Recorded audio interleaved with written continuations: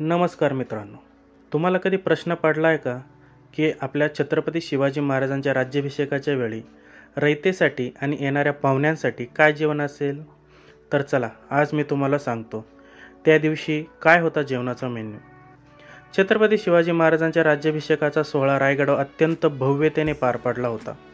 इतिहासात आपण याबद्दल अनेकदा वाचले आहेत, पण त्या दिवशीच्या जेवणाच्या थाटाविषयी फारशी माहिती क्वचितच मिळते.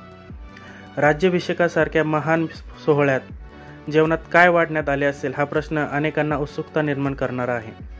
शिवकालीन काळात सण समारंभामध्ये खास प्रकारचं पारंपरिक भोजन दिलं जात असे.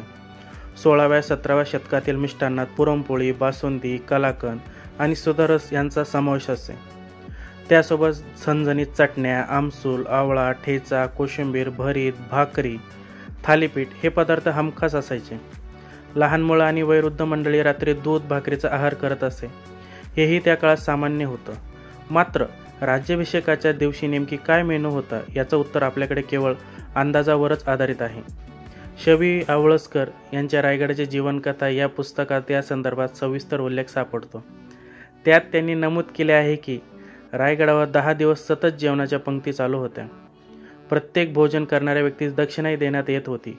यावरून या सोहळ्याचा भव्यपणा लक्षात येतो. इंग्रज अधिकारी हेनरी ऑक्सिसेंडेन यांनी त्याच्या डायरीत त्या काळात मराठी लोक कसे खात होते याचे वर्णन केले आहे. त्यानुसार स्थानिक लोक डाळ तांदूळावर लोणी घालून खायचे, म्हणजेच मूगडाळीची खिचडी हा प्रमुख प्रकार होता. ऑक्सिसेंडेनसाठी मात्र खास मांसाहारी जेवणाची वेगळी सोय करण्यात आली होती. त्याला मुख्य सोहळ्यापासून 2 किलोमीटर दूर राहण्यासाठी व्यवस्था करण्यात आली होती. यावरून पाहुण्याबाबतची दक्षता लक्षात येते. तर असा होता राज्याभिषेकाचा सोहळा. तुम्हाला माहिती आवडली असेल तर व्हिडिओला लाईक आणि शेअर करायला विसरू नका. आणि हो, चॅनलला सबस्क्राईब नक्की करा.